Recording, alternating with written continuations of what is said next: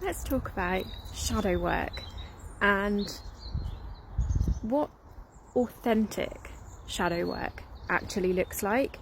And the reason I'm making this video is because I have seen some stuff online where shadow work has got a bad rap. Unfortunately, shadow work has fallen into the wrong hands, has fallen into the hands of the gurus who believe that by telling you everything is your shadows, you can actually spiritually bypass, which is crazy, right? Because when I started doing shadow work, which was about 6 years ago, people that didn't do shadow work were spiritually bypassing, right? It's all love and light, refuse to look at your shadows.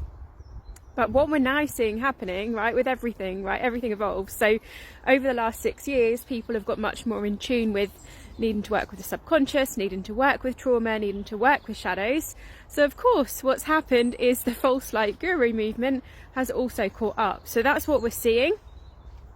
But I felt called to come and share this really important message, because some of the things out there that I've seen of women sharing their experiences of, you know, working with some of the leaders in the shadow work spaces and being gaslit, being manipulated, experiencing false light and all these things.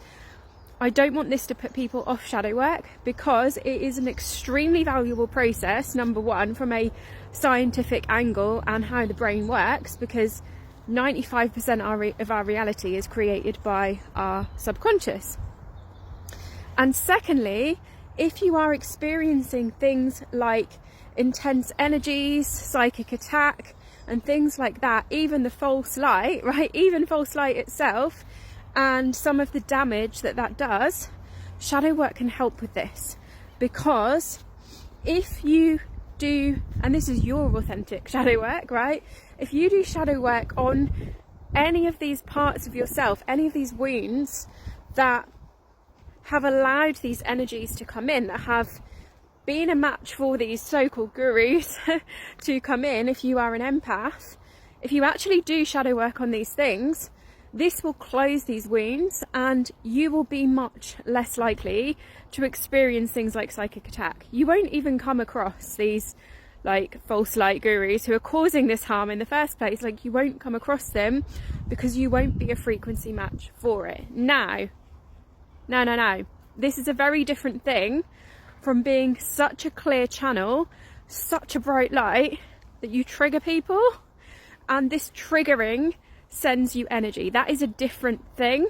Like, you cannot shadow work yourself out of that. Like, it is a very different thing. Like, knowing what is a trigger for you and what you need to do shadow work on, and knowing what is just you shining so brightly because you've done this work, because you've set the boundaries, because you have got in touch with who you are at a soul level, and your light is shining so brightly that this triggers the heck out of people.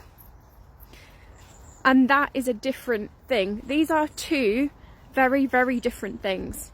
And what I'm hearing at the moment is almost like two narratives. It's almost like which is crazy, because 6 years ago it was the opposite, right? It was that people weren't doing shadow work and just work with the light, just work with the light and put on some plinky plonky music, and we just ignore anything dark because that doesn't actually exist. Of course it doesn't exist. Of course I don't have shadows inside of me. What are you talking about? Okay, but we've come a long way where we've now got a lot of the people that were operating in that space of spiritual gaslighting and light washing 6 years ago are now using these terms, shadow work. And I too have had experience of this. A shadow work guru say to me, no, what you're experiencing, that's not what you're experiencing. You clearly haven't done enough shadow work. If you did more shadow work, you wouldn't experience any of these things, right? So trust me, I've been there. I've been in the space of gaslighting, but it is a balance. 95% of our reality is subconscious. So we do need to do this work, or we can choose to. If we want like a peaceful, easeful life, then we can choose to. And at the same time, it is true that as a very pure, clear soul, people will get very triggered by that light. People will try and bring down that light. People's ego in spiritual spaces gets very bruised when we start to talk about being authentic or doing this deep work on ourselves, like the spiritual ego is rife, okay? And experiencing this is different from a very natural trigger, which is something that you can look at, something that you can work on, and something subconscious, trauma, little t, big T, for you to heal. That is a very different thing.